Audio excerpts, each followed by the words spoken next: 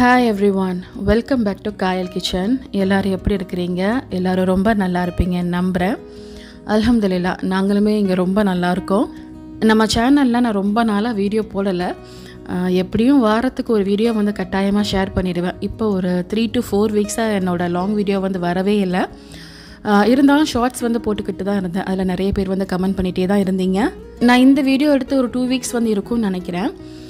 நான் last video share பண்ணும்போது என் மகளோட டே இன் மை லைஃப் வீடியோ வந்து போடுங்க, ஷம்சுவா வீடியோவில் காமிங்க நிறைய பேர் வந்து சொல்லியிருந்தீங்க.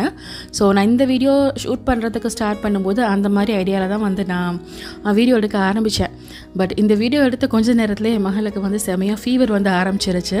பொதுவாக எல்லாருக்குமே அப்படி தான், பிள்ளைங்களுக்கு உடம்பு சரியில்லைனா பெருசாக வந்து நம்மளுக்கு எந்த ஒரு வேலையுமே ஓடாது. அந்த மாதிரி தான் வந்து எனக்குமே ஆயிடுச்சு. ஸோ வீடியோ எடுக்க வந்து ஸ்டார்ட் பண்ணிவிட்டு பாதியில் அப்படியே நான் விட்டுட்டேன். காலையில் எலும்பி டீ எல்லாம் குடிச்சிட்டு பசியார வேலைகள் எல்லாம் பார்த்துட்டு மகளுக்கு வந்து முட்டை வச்சுருந்தேன். ஸோ அதையும் வந்து கொண்டு போய் கொடுத்துட்டு அப்படியே வீடியோ எடுக்கலான்னு தான் பிளான் பண்ணி வச்சுருந்தேன். இப்போ வேறு வைரல் ஃபீவர்லாம் வந்து உடனே போகிறது கிடையாது. 2 வீக்ஸாக வந்து விட்டு இருந்துக்கிட்டே இருந்துச்சு. ஸோ ஹாஸ்பிட்டல் போகிறது, செக் பண்ணுறது, இந்த மாதிரி எனக்கு டைம் போயிடுச்சு. ஸோ அந்த மாதிரி டைமில் எனக்கு வந்து லாங் வீடியோ எடுக்கிறது, எடிட் பண்ணுறது, வாய்ஸ் கொடுக்குறதெல்லாம் ரொம்பவே கஷ்டமாக இருக்கும். அதனால தான் வந்து நான் ஷார்ட்ஸ் வந்து போட்டுக்கிட்டே இருந்தேன். இந்த காய்ச்சல் எல்லாம் சரியாக போன பிறகு இனி சளி இருமல் வந்து ஆரம்பிச்சிருச்சு. ஸோ அதுக்கும் சேர்த்தே மொத்தமாக வந்து நான் 3 வாரம் டைம் எடுத்துக்கிட்டேன். அதுக்கு பிறகு வீட்டில் ஃபங்க்ஷன். ஸோ வந்து ஒரு லாங் கேப் ஆகிடுச்சு. இனி வந்து இன்ஷால்லா எப்போ போல் நம்ம சேனலில் வந்து தொடர்ந்து வீடியோஸ் வந்துக்கிட்டே இருக்கும். மிஸ் பண்ணாமல் வந்து பாருங்கள். நான் இந்த வீடியோ எடுக்கிற அன்றைக்கி காலையில் மட்டன் தான் ஆக்கியிருந்தேன். உருளைக்கிழங்கு போட்டு சமைச்சிருந்தேன். ஸோ இந்த வீடியோ எடுத்துகிட்டு இருக்கும்போதே பாதியில் அப்படியே டிஸ்கண்டினியூ வந்து பண்ணிட்டேன். ரொம்ப அரைகுறையாக இருக்கும் இந்த வீடியோ. ஸோ இந்த வீடியோவில் வந்து பெருசாக ரெசிபி எதுவுமே பார்க்க முடியாது. எல்லாமே வந்து கிளிம்ஸாக தான் வந்து கொடுத்துருக்கேன். தங்கச்சியும் ஊருக்கு வந்திருக்காங்க, அதனாலேயும் கொஞ்சம் வந்து பிஸியாகிட்டேன். ஸோ இந்த வீடியோவில் வந்து அப்பப்போ எடுத்த வீடியோஸ் எல்லாமே வந்து கேதர் பண்ணி கொடுத்துருக்கேன். இன்ஷா அல்லாஹ் கூடிய சீக்கிரம் எப்பவும் போல் ஃபுல் ஃபார்மில் வீடியோ கொடுக்குறதுக்கு ட்ரை பண்ணுறேன்.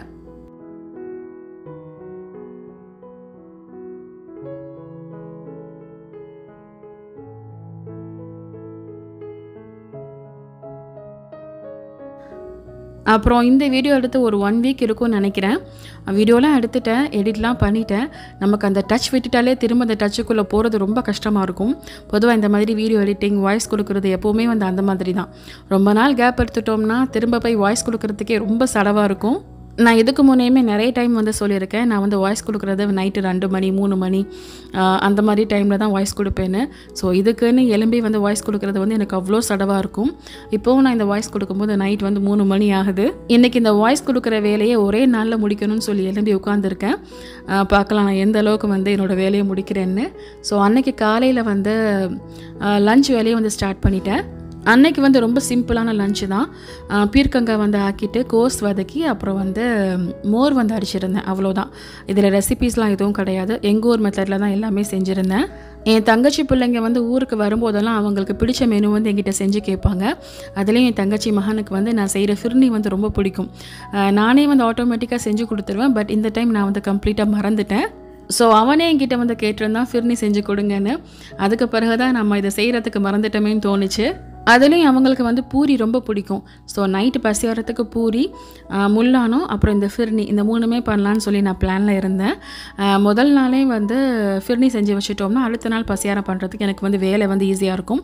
ஸோ லஞ்ச் பண்ணுறதோடையே ஃபிர்னியும் செஞ்சிடலான்னு சொல்லி நான் வீடியோ எடுக்கிறதுக்கு ஸ்டார்ட் பண்ணிட்டேன். பட் எங்கே நமக்கு ஏதாவது ஒரு வேலை வந்துக்கிட்டே இருக்கும். நாம் ஒரு வேலையை பார்த்துக்கிட்டு இருந்தோம்னா நமக்கு இன்னொரு வேலை வந்து ரெடியாக இருக்கும். மெயினாக வந்து எனக்கு ஷம்சு வேலை வச்சுக்கிட்டே இருப்பாள்.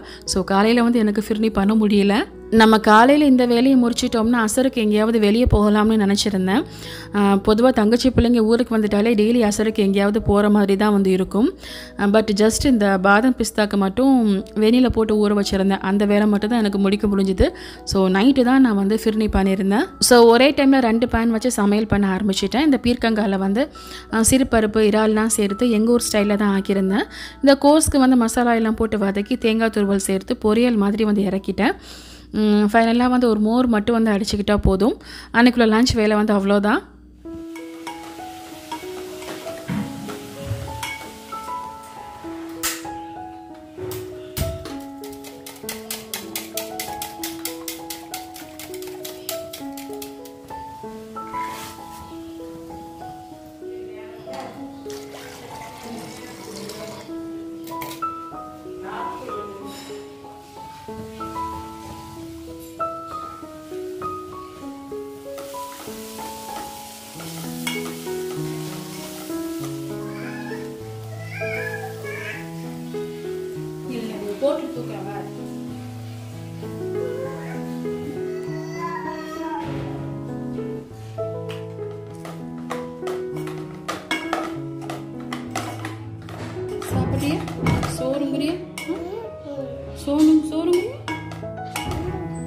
சோறு வேணாமா?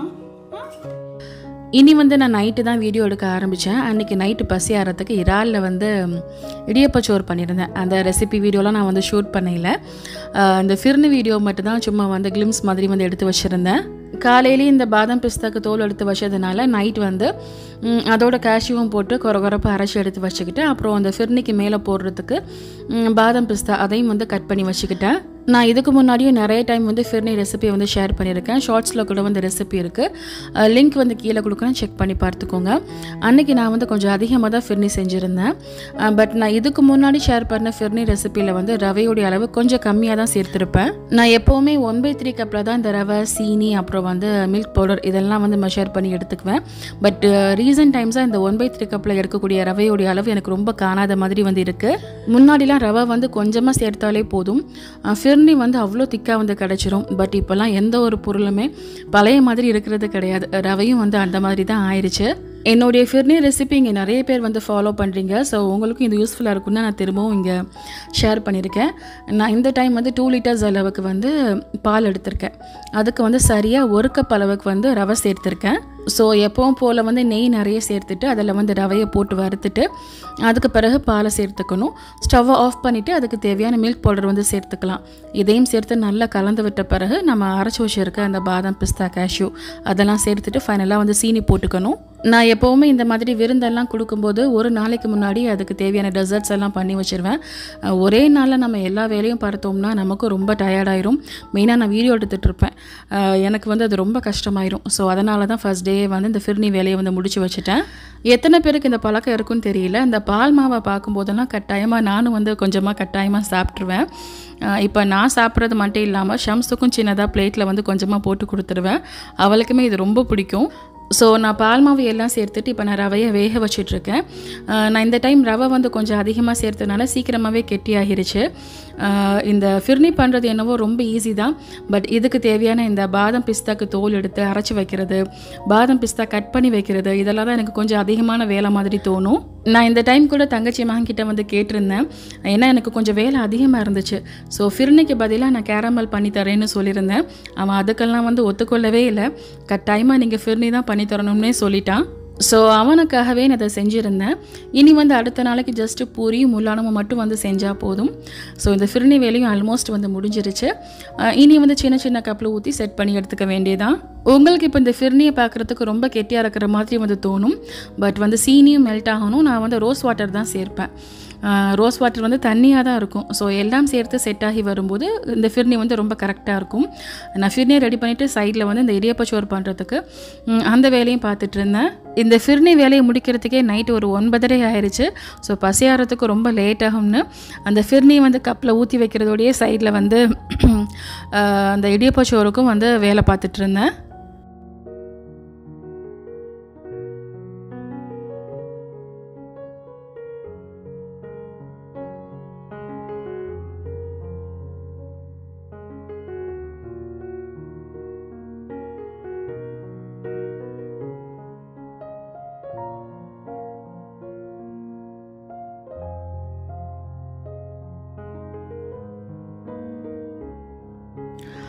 ஸோ அடுத்த நாள் காலையில் முழிச்சதுமே முதல்ல கிச்சனுக்குள்ளே போய் இந்த முல்லானத்துக்கு தாளித்து போட்டுட்டேன்.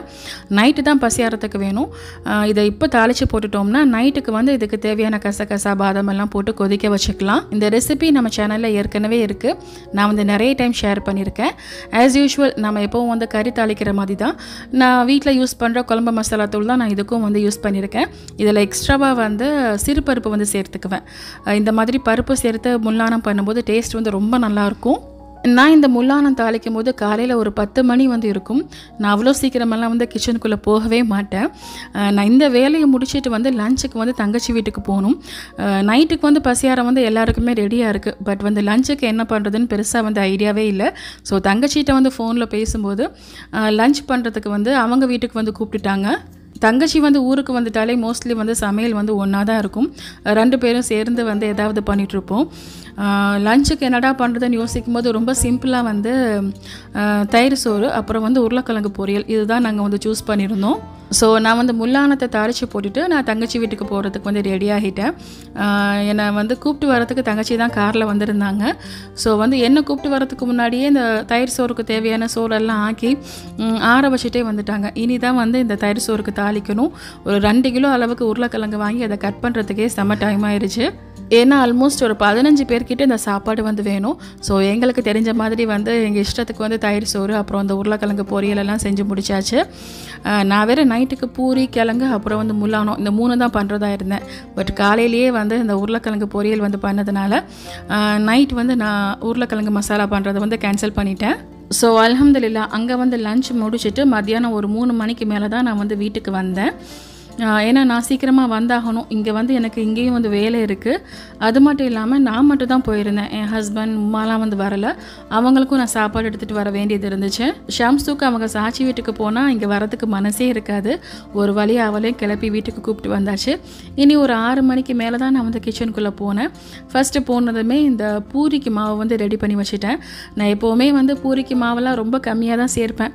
என் லைஃப்லேயும் ரொம்ப அதிகமாக அன்றைக்கி தான் வந்து நான் பூரிக்கு மாவு சேர்த்துருப்பேன்னு நினைக்கிறேன். ஒரு 3/4 கிலோ அளவுக்கு நான் மாவு எடுத்திருந்தேன். ஸோ இந்த மாவுக்கு தேவையான சீனி, ரவை, உப்பு அப்புறம் ஆயில் இதெல்லாம் சேர்த்துட்டு தேவையான அளவுக்கு தண்ணியும் எடுத்துகிட்டு கீழே உட்காந்து தான் பிணைஞ்சேன். நிண்டெல்லாம் பிணைஞ்ச வந்து ஈஸியாக பிணைஞ்சிட முடியாது. ஏன்னா அந்த மாவு ரொம்ப அதிகமாக இருந்த மாதிரி எனக்கு தோணுச்சு. ஒரு சில பேருக்கு இது ரொம்ப சர்வசாதாரணமாக இருக்கலாம். பட் எங்கள் வீட்டை பொறுத்த வரைக்கும் எனக்கு வந்து 4 பேருக்கு சமைச்சு தான் வந்து பழக்கம். இந்த பிரியாணி பண்ணுறது, கறி சமைக்கிறது இதெல்லாம் வந்து எத்தனை பேருக்காக இருந்தாலும் நான் வந்து ஈஸியாக செஞ்சுருவேன். பட் இந்த பூரி சுடுறது, சப்பாத்தி பண்ணுறது, தோசை பண்ணுறதெல்லாம் ஒரு 4 பேருக்கு மேலே போனாலே எனக்கு வந்து செம்ம டயர்ட் ஆயிரும். ஏன்னா எங்கள் வீட்டில் எனக்கு அப்படியே சமைச்சு வந்து பழகிருச்சு. பட் அல்ஹம்துலில்லாஹ் அன்னைக்கு நான் ஃபர்ஸ்ட் டைமாக வந்து இந்த அளவுக்கு நிறைய பூரி செஞ்சுருந்தேன். நான் வந்து பரோட்டா பண்ணியிருந்தால் கூட எனக்கு கொஞ்சம் கஷ்டமாக தான் இருந்திருக்கும். பட் பூரி பண்ணுறது ரொம்ப சிம்பிளாக ஈஸியாக வேலை வந்து உடனே முடிஞ்சிருச்சு. அப்புறம் நான் கிழங்கு மசாலா பண்ண போகிறது இல்லைன்னு சொல்லியிருந்தேன். அதுக்கு பதிலாக நான் மிளகா சட்னி ஆனால் வந்து அரைச்சிட்டேன். என் ஹஸ்பண்டுக்கு வந்து பூரிக்கு இந்த மாதிரி மிளகா சட்னி ஆனால் வச்சு சாப்பிட்றது ரொம்ப பிடிக்கும். நான் ஏற்கனவே இது ஒரு வீடியோவில் சொல்லியிருக்கேன்னு நினைக்கிறேன். ஏன்னா காலையிலேயும் வந்து கிழங்கு சாப்பிட்டாச்சு. இனி நைட்டு திரும்பவும் வந்து கிழங்கு சாப்பிட வேணாம்னு ஸ்கிப் பண்ணியாச்சு. ஒரு சில பேருக்கு கிழங்கு அதிகமாக சாப்பிட்டா வந்து செட் ஆகாது. பட் இந்த சட்னியானம் வந்து என் தங்கச்சி பிள்ளைங்களுக்கு ரொம்ப பிடிச்சிருந்துச்சு. அவங்க முல்லானத்தை விட அதிகமாக இந்த சட்னியானம் வச்சு தான் வந்து பூரி சாப்பிட்டாங்க. ஸோ சட்னிக்கு தேவையான தேங்காய் அப்புறம் பொட்டுக்கடலை அதோடு சேர்த்து பச்சை மிளகா, கருவேப்பிலை, மல்லி இலை, ஒரு சின்ன பீஸ் பூண்டு வந்து வச்சுருந்தேன். அப்புறம் புளி, உப்பு இதெல்லாம் சேர்த்து அரைச்சிட்டு தாளித்து எடுத்துட்டேன். இதுக்கு பிறகு தான் நான் வந்து முல்லானத்துக்கும் தேவையான அந்த கசகசா பாதாம் பேஸ்ட்டு வந்து சேர்த்து கொதிக்க வச்சு எடுத்துக்கிட்டேன்.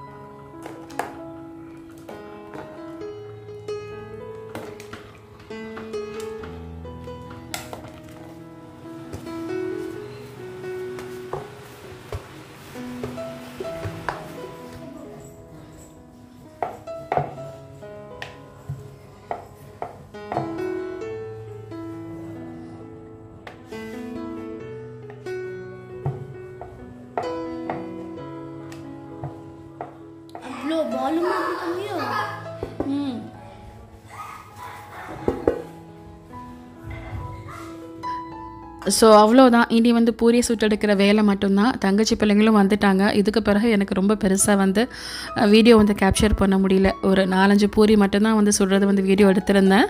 ஸோ அல்ஹம்துலில்லாஹ் அன்றைக்கி பசியாரம் வந்து ரொம்ப நல்லா இருந்துச்சு. பிள்ளைங்களும் ரொம்ப விரும்பி சாப்பிட்டாங்க. அவங்களுக்கு ஏற்ற மாதிரி நான் வந்து காரம் இல்லாமல் தான் வந்து முல்லானமும் செஞ்சுருந்தேன். இந்த பூரி, ஃபிர்னி எல்லாமே அவங்களுக்கு ரொம்ப பிடிச்சிருந்துச்சு. எல்லாருக்கும் பசியார வைக்கிறதெல்லாம் வந்து நான் வீடியோ எடுப்போம்னு நினச்சிருந்தேன். பட் எப்பவும் போல் வந்து அதெல்லாம் கேப்சர் பண்ண முடியல. ஏன்னா கேமரா எல்லாம் ஒதுக்கி வச்சுட்டு நான் வந்து பூரி சுடுறதுல வந்து பிஸி ஆகிட்டேன். கடைசியில் நாங்கள் சாப்பிட்றது மட்டும்தான் வந்து சிம்பிளாக ஒரு வீடியோ வந்து எடுத்திருந்தேன். ஸோ இந்த வீடியோ வந்து இதோட முடியுது. இன்ஷா அல்லாஹ் கூடிய சீக்கிரம் அடுத்த வீடியோவில் உங்களை வந்து சந்திக்கிறேன். இந்த வீடியோக்கு ஒரு லைக் பண்ணிவிட்டு உங்கள் ஃப்ரெண்ட்ஸ் அண்ட் ஃபேமிலிக்கும் ஷேர் பண்ணிக்கோங்க. தேங்க்யூ.